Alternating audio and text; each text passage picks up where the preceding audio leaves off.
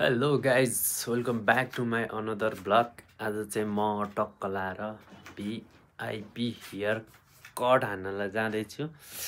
Sponsor आएको छ मलाई चाहिँ हेयर एन्ड शान्ति ठमेलबाट। त्यहाँ गएर चट्ट लाएर कपाल काटेर ह्यान्डसम हुनु पऱ्यो क्या गाइज, यार भएन यस्तो पाराले। ल चाम है त। घर भर्खर म त सहर छरेकी लाग्यो होला तिमीलाई चट्ट पऱ्यो कि शिरमा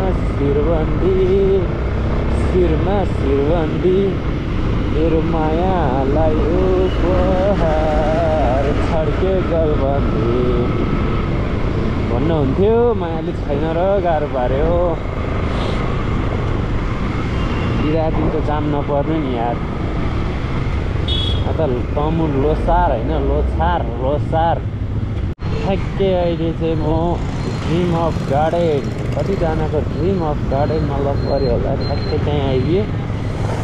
यहाँबाट अब अलिकति भित्र गएपछि कहाँनिर हो छाया सेन्टर, आई थिङ्क यही गल्लीबाट। आई डोन्ट नो, छाया सेन्टर।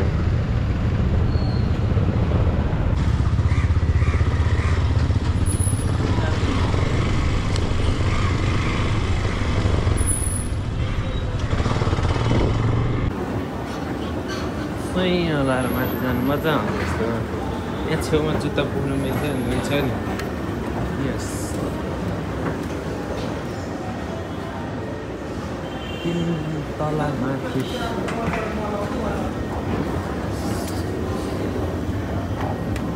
यस्तरी जुत्ता साफहरू मिल्छ। नयाँ आइडिया।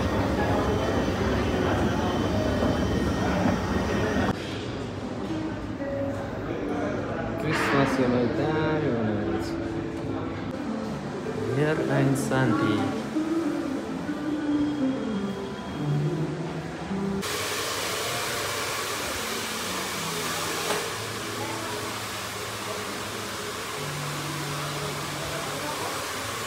पाले आएन के गर्नु, ह्यान्डसम भनेको छिट्टै।